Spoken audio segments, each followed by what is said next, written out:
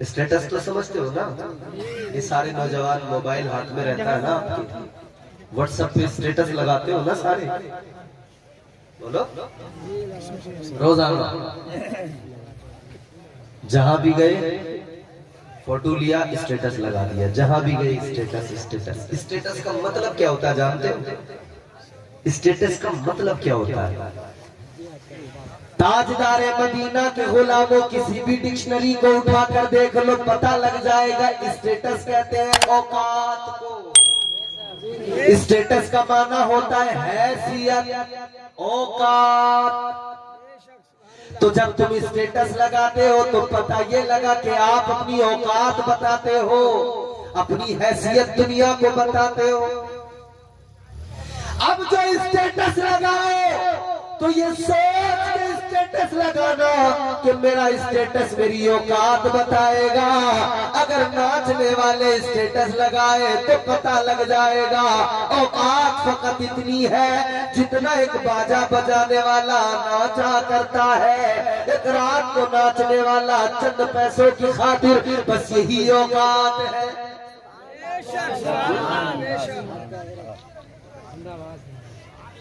आजकल भी बड़ा अजीब मामला चला है, स्टेटस।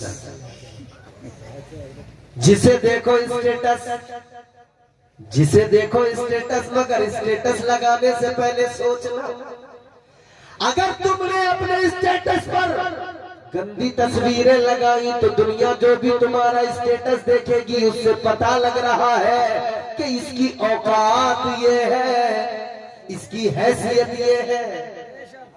स्टेटस लगाना है तो नाच गाने के न लगाना, इससे तो बस इतना साबित होगा कि ये कोई नचनिया है। लेकिन हाँ, अगर तूने अपने स्टेटस पर नाते मुस्तफा लगा ली, अगर तूने अपने स्टेटस पर कुरान लगा लिया तो पता लगेगा ये तो मुस्तफा जाने रहमत का गुलाम है। अब मर्जी तुम्हारी है, तुम क्या पसंद करोगे? आशिकी का स्टेटस, दुनिया की आशिकी का स्टेटस, ये मदीने वाले मुस्तफा की गुलामी का स्टेटस। झूठी आशिकी के चक्कर में न रहना। और मैं आपको साफ तौर पे बता देता हूँ, ये झूठी आशिकी है, ये झूठी मोहब्बत है दुनिया की। गुल गया गुलशन गए, अंगूर खट्टे रह गए। गुल गया गुलशन गए, अंगूर खट्टे रह गए, सारे आशिक मर गए, उल्लू के पट्टे रह गए। ये तो अब उल्लू के पट्टे हैं। जितने भी तुम्हें आशिकी में मरने की बातें करने वाले मिलेंगे, ऐ लोगों, दुनिया के हुस्न फानी हुस्न पर मरने की बातें करने वालों, आओ जरा पीछे पलटो, अपनी तारीख के सब हाथ देखो जरा। हजरत सलाहुद्दीन अय्यूबी की जिंदगी को देख लो। आपने ऐलान कर दिया कि मौत एक दिन आएगी, लेकिन मैं चाहता हूँ जिस दिन मौत आए उस दिन मौत भी मुझे देखकर रश्क करे कि ये जो आज दुनिया से जा रहा है, दुनिया से तो सबको जाना है, मगर ये मुस्तफा की गुलामी में जा रहा है। रोज मर रहे लोग, रोज मरते भी हैं, रोज पैदा भी होते हैं। कितने मरने वाले मर गए, मगर कभी उन मरने वालों ने तुम्हें कभी अपना हाल अगर सुना दिया होता, खुदा की कसम कलेजे फट जाते। ये रजबुल मुरज्जब का महीना है। एक तरफ तो मौला अली ताजदारे विलायत, शेरे खुदा हैदर कर्रार की विलादत का दिन अभी गुजरा, 13 रजबुल मुरज्जब। दामादे पैगंबर फातहे खैबर मुश्किल कुशा हैदर कर्रार मौला अली। आओ मौला अली की विलादत के मौके पर मौला अली की बात सुनाए देता हूँ, मोहब्बत से बोलो सुभान अल्लाह। मौला अली एक रोज कब्रिस्तान गए। कब्रिस्तान के अंदर खड़े होकर आपने कब्र वालों की तरफ मुखातिब होकर फरमाने लगे, ऐ कब्र वालों किस हाल में हो बताओ, ऐ कब्र वाले बताओ जरा किस हाल में हो। कब्रों के अंदर से आवाज आई, अली हाल न पूछो। मौला अली ने फरमाया, मैं तुम्हें इधर का हाल बताए देता हूं। कहने लगे, अली क्या हाल है उधर। मौला अली हैदर कर्रार ने फरमाया, इधर तुम मरे, तुमने बड़े बड़े कारोबार तैयार किए थे, जमीनें खरीदी थी, घर बनाए थे, मगर जैसे तुम्हारा दम निकला, तुम्हारी मौत आई, तुम्हारे बेटे झगड़ने लगे, सारा माल आपस में बांट लिया, जमीनें बट गई, जायदादें बट गई, तुम्हारे घर जो तुमने बड़े शौक से बनाए थे, बड़ी मेहनत का पैसा लगाया था, तुम्हारी औलादों ने उन घरों को जो है दीवारें लगाकर बांट लिया, तकसीम कर लिया, उन मकानों को बेच डाला, उनके बदले अलग अलग खरीद लिए। तुमने बड़े दिल से कारोबार किए थे, तुम्हारी औलादों ने वो कारोबार चौपट कर दिए, खत्म कर दिए। तुम्हारी बीवियां जो तुमसे मोहब्बत की बातें किया करती थी, तुम्हारे साथ जीने मरने की कस्में खाया करती थी, तुम इधर मर गए, इद्दत पूरी की, चंद दिन गुजरे, उन्होंने दूसरे निकाह कर लिए, अब वो दूसरों के साथ वही बातें करने लगी है। तुम बताओ तुम्हारा हाल क्या है। इतना आपने जैसी फरमाया, कब्रों के अंदर से रोने की आवाजें आई, चीखने की आवाजें आई, ऐ अली हाल न पूछो, जिस दुनिया के लिए हमने सब कुछ किया, जिस दुनिया के लिए कब्र को भूल गए। ऐ अली हमने औलादों का भला चाहा, बीवियों का भला चाहा, हमने दुनिया संवारना चाहा, लेकिन अली जब हम कब्रों के अंदर आए, हमारे अपने हमें तन्हा छोड़ गए, हमारे बीवी बच्चे हमें, हमारे साथ कोई नहीं आया, सबने तन्हा छोड़ दिया, सबकी मोहब्बतों ने दम तोड़ दिया। अली हमें कब्रों में दबा दिया गया। वो हमारे बाल जिन पर हम बड़ा फख्र करते थे, जो हमारे बाल थे, जो हम अपने बाल संवार के खुशबू लगा के तेल लगा के चलते थे, वो हमारे सारे के सारे बाल झड़ गए। वो हमारी शबाहत जिन पे हमें नाज था, हम अपना शीशे में मुंह देखकर इतराया करते थे, हमारे सारे के सारे चेहरे, हमारे सारे के सारे वजूद की खाल और सारा का सारा गोश्त गल गया, हमारी हड्डियों से गोश्त सारा झड़ गया, बाल सारे झड़ गए, गोश्त सारा गल गया, हमारा पूरा वजूद मिट्टी में मिल गया। कहने लगे अली हमने दुनिया को संवारा, आखिरत को भूल गए। अली हम दुनिया के चक्कर में कब्र को भूल गए। अल्लाहु अकबर। बात समझ में आ रही ना? ऐसी वाली जरा कम आती है समझ, वो वाली ज्यादा आती है जिसमें मजा हो, कॉमेडी हो, एकदम जन्नत मिलती हो, बगैर कुछ करे जन्नत मिलती। बस मौलाना साहब यूं कहने के जन्नत, जन्नत तो तुम्हारी है। जन्नत में जाने से पहले मेरे अजीजों, जन्नत में जाने की रास्ता जो राहें हैं उन्हें हमवार बनाओ। और जानते हो मेरे हुजूर ने फरमाया, जब बंदा कब्र में जाता है ना, दबाती है कब्र। क्या करती है? मोमिन, ईमान वाला, नेक, परहेजगार, मुत्तकी या कोई गुनाहगार, गुनाहगार कब्र में जाए, कब्र तब भी दबाएगी। नेक परहेजगार कब्र में जाए, कब्र तब भी दबाएगी। इधर सुनो, मेरी तरफ देखो। नेक परहेजगार कब्र में जाए, कब्र तब भी दबाएगी। गुनाहगार कब्र में जाए, कब्र तब भी दबाएगी। दोनों को बराबर कब्र दबाती है। मेरे आका ने फरमाया, दबाती दोनों को है, मगर जरा सा फर्क है। वो क्या फर्क है? ताजदारे मदीना वाली कायनात के गुलामों जरा गौर करो, फरमाया गया, जब कोई गुनाहगार जब कोई बदकार कब्र के अंदर गुनहगार जाता है, बेनमाजी जाता है, झूठा मक्कार जाता है, काजिब जाता है, चुगलखोर जाता है, जब कोई ऐसा आदमी कब्र में जाता है, फरमाया गया कब्र उसको दबाती है तो अंदाज दबाने का ये इधर वाली पसलियों के अंदर यूं घुस जाती है, इधर वाली पसलियों में जिस्म सारा टूटने लगता है, हड्डियां सारी चटकने लगती है, टूटने लगती है, उनकी आवाजें भी निकलती है, बहुत तकलीफ होती है, इतना दबाती है मेरे अजीजों कब्र। वो मंजर याद करो कितना सख्त मंजर है। हाँ मेरे अजीजों कब्र ऐसे ही दबाती है, लेकिन फरमाया गया ये तो कब्र गुनहगार को दबाती है, लेकिन नेक परहेजगार कब्र में जाए कब्र उसे भी दबाती है। उसको कैसे दबाती है? फरमाया ताजदारे मदीना ने वालिए कायनात ने फरमाया जब नेक परहेजगार कब्र में जाता है कब्र उसको भी दबाती है, मगर अंदाज ये होता है जैसे कोई माँ अपने बच्चे को गोद में लेकर प्यार से ममता से दबाती है, वैसे ही नेक इंसान को कब्र भी दबाया करती है।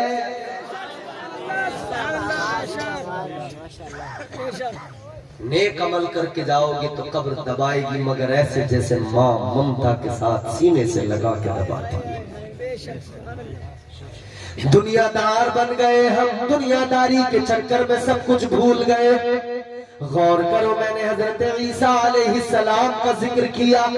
आज हमारे घरों के अंदर कौन सी चीज मौजूद नहीं? उम्दा टाइल्स भी लगी हुई है, टाइल्स नहीं तो फर्श हुआ है, बेहतरीन मकान तामीर कर लिए, घर के अंदर बेड भी मौजूद है, पलंग चारपाइयां दरिया गद्दे बिस्तर लिहाफ, दुनिया की तमाम नेमतें तमाम चीजें मौजूद है, मगर हजरत ईसा अलैहिस्सलाम अल्लाह के प्यारे पैगंबर, वो पैगंबर खुदा जिनकी ठोकरों में जिंदगी, मुर्दे को कहते उठ जा अल्लाह के हुक्म से मुर्दा जिंदा हो जाता है, वो हजरत ईसा अलैहिस्सलाम। कितना सामान आपके पास है? फकत 3 चीजें। कितना? 3 चीजें। जोर से बोलो। 3 चीजें। ठंड के मौसम में पानी गर्म चाहिए, दिक्कत हो रही थी तो घर में हमने गीजर लगवा लिया। बोलो। गर्मी में गर्मी ना लगे तो हमने एसी लगवा ली। हमने घर के अंदर बड़े बड़े कूलर मंगवा लिए।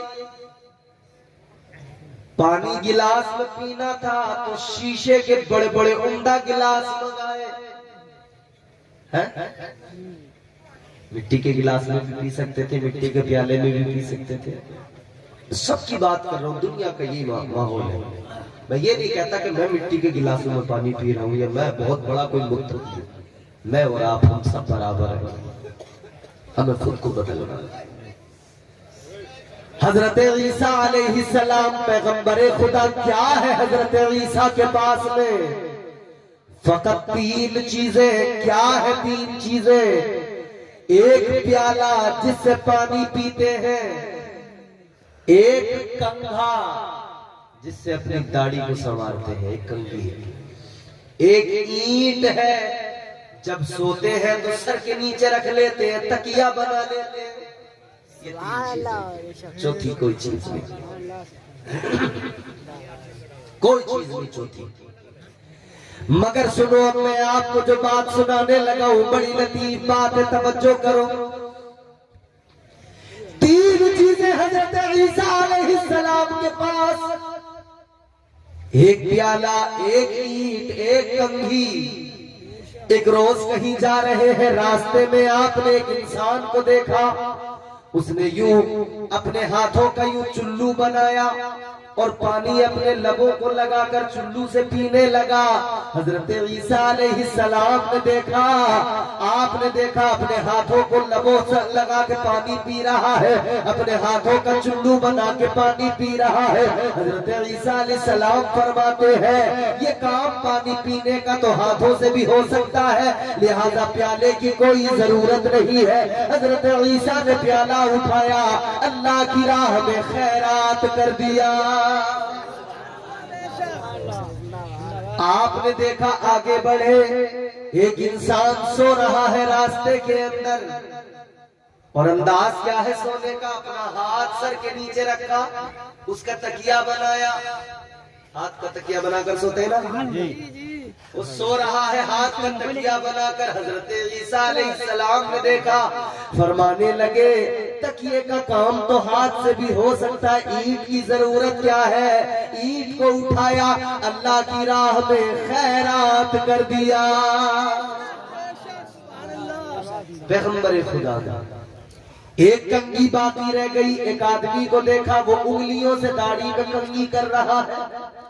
आपने जैसे ही उसको देखा, फरमाने लगे ये काम तो हाथों की उंगलियों से भी हो सकता है, लिहाजा कंघी की जरूरत क्या है। कंघी भी उठाई, अल्लाह की राह में खैरात कर दी। ऐ लोगों, जिंदगी का सरमाया तीन चीजें, और तीनों ही चीजें आपने राह खुदा में खैरात कर दी। ये एक आदमी आया, आके कहने लगा ए पैगंबर खुदा, मैं आपकी सोहबत में रहना चाहता हूँ, आपके साथ रहना चाहता हूँ। आजकल कोई भी नहीं मिलेगा तुम्हें जो कहे कि इमाम साहब मैं तुम्हारे साथ रहना चाहता हूँ। और अगर कोई कह रहा है ना इस दौर में कि इमाम साहब तुम्हारे साथ रहना चाहता हूँ, समझ लेना पक्का वाला खुराफाती है, इमाम की कमी ही ढूंढेगा। जो इमाम के पीछे ज्यादा लगा रहता है वही इमाम को चौराहों पर रुसवा और जलील भी किया करता है। कोई किसी मौलवी के साथ रहने को तैयार नहीं, इसलिए कि जानता है इसके पास क्या है, कुछ भी नहीं, और नेताओं के पीछे भागे भागे फिर रहे। किसी सूरत से हमारा प्रधान हमें कबूल कर ले, अपना पीए बना ले, इलाके का विधायक बस जरा सर पे हाथ रख दे, फिर क्या, फिर तो दबंगई चलेगी हमारी है? जिससे चाहेंगे दलाली मारेंगे तबीयत से। हालत ये हो गई, गांव का जरा सा प्रधान, उस प्रधान की बैठक में झाड़ू लगाने वाला, 2-3 बार सलाम मारने वाला, वो भी अपने आप को प्रधान से कम नहीं समझता। समझ रहे? नेताओं के साथ रहने के लिए बहुत लोग कहते हैं पीए बना लो, अपने साथ रख लो, अपनी गाड़ी में बिठा के घूमना, तुम्हारे बॉडीगार्ड बन जाएंगे, तुमसे कुछ नहीं मांगेंगे, कोई तनख्वाह नहीं लेंगे। उससे पूछो जब तनख्वाह नहीं लेगा तो तेरा घर कैसे चलेगा। पता लगा ये तो दलालियों पे अपना घर चलाएगा, दलालियां करेगा, लोगों से माले हराम लेगा। याद रखना, आज दलालियां कर करके माले हराम तू जितना कमा ले, बच्चे खाएंगे, हिसाब कयामत में तुझे देना पड़ेगा। बीवी कहते कि अल्लाह हमें नहीं पता कहां से लाया, ये लाया। बच्चे कहते कि या अल्लाह हमें नहीं पता कहां से लाया, अब्बा लाया। देते रहिए हिसाब फिर। कहने लगा हुजूर, ऐ अल्लाह के पैगंबर, मैं आपकी सोहबत में आपके साथ रहना चाहता हूँ। हजरत ईसा अलैहिस्सलाम ने फरमाया रह लो, मगर एक शर्त है। क्या शर्त है? हजरत ईसा अलैहिस्सलाम ने फरमाया शर्त ये है, दुनियादारी को छोड़ना पड़ेगा, दुनियादारी को तर्क करना पड़ेगा।